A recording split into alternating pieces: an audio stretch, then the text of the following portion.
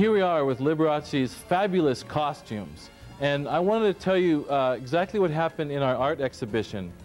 All the art that we brought in was so covered with rhinestones and glitter and jewels that in a way the artwork almost disappeared among Liberace's relics. And I call that kind of a Liberace camouflage. It's like a stealth exhibition where the art, in a way, totally disappears in a wall of glitter. This is Liberace's rhinestone piano, the most glittering piano in the world. And here at the Liberace Museum, if you look on top of the pianos, there's always portraits of Liberace, just like you would have at home. And in the exhibition, we used artists like Cameron Jamie and Jim Shaw, and we put these on top of the pianos to incorporate them in the entire exhibition, so it would look exactly like the Liberace Museum, but with more artwork. Liberace is an American icon, and many times in my work, I use American icons as well, like Liberace and Debbie Reynolds, also President Nixon and President George Washington. And sometimes when I travel to places like Tonga or Polynesia or Iceland, I also deal with people there like the President of Iceland and the King of Tonga. I'm interested in all kinds of different people, from politicians to clowns to the Weeping Virgin to movie stars, and to me they're all equal. They're all on the same plane. I see none better or none worse.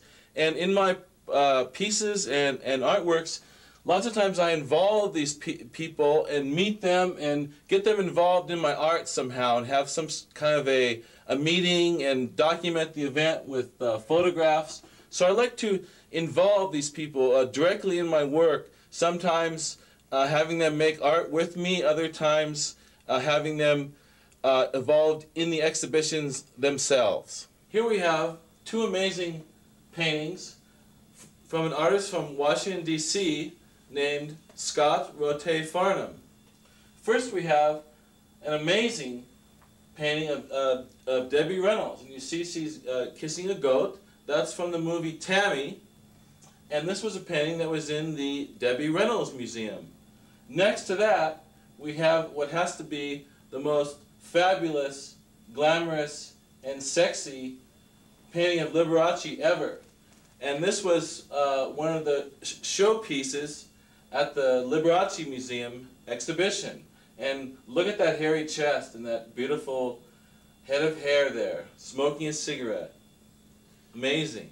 We have an autographed picture of Debbie Reynolds. That's from the Debbie Reynolds Museum. In Las Vegas, the World Wrestling Foundation is about to arrive because now they have just bought the Debbie Reynolds Hotel. I really love television stars and also politicians. And I like politicians because I believe that they're the best television stars of all. We have President George Bush with a very nice autograph there. Best wishes, President George Bush.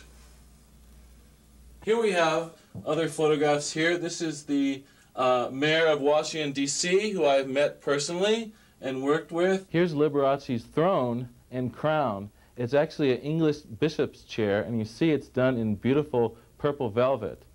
I visited the King of Tonga in the Kingdom of Tonga, and I'm interested in symbols of power. So I also made a throne very much like this one that looks like it belongs to the King of Tonga. I'm interested in the symbols of power, such as the crown and the scepter and the orb, the throne. And I like these because they're symbols of power, and what I like to do in my art is try to infiltrate into these power systems. I love to donate gifts to museums. I've given pieces to the Richard Nixon Museum, also to the Gerald Ford Museum, and to museums around the country. I love to donate artifacts. But at the Nixon Museum, at first they wouldn't take my piece. I kept on sending it, and it would come back. So finally, I had to send the piece under a fake name, and finally they accepted it into their collection. Some of the things that I donated to the Nixon Museum were a beautiful painting of Nixon, also a bronze bust of Vice President Spiro Agnew, and I also made miniature fingernails of Nixon that I donated, and also little pathetic elephant statues that had Nixon written on the side, among other things. This is from the funeral of Richard Nixon, and this is the Nixon death wall. You can see people made a little shrine, and I went to Nixon's funeral, and up on top I put a raccoon in a baby seat as a funerary gift for Nixon. Here we have the headstone for Nixon's famous dog Checkers. And Checkers became famous in the 1950s during Richard Nixon's famous Checkers speech, where he denied being given a bunch of money.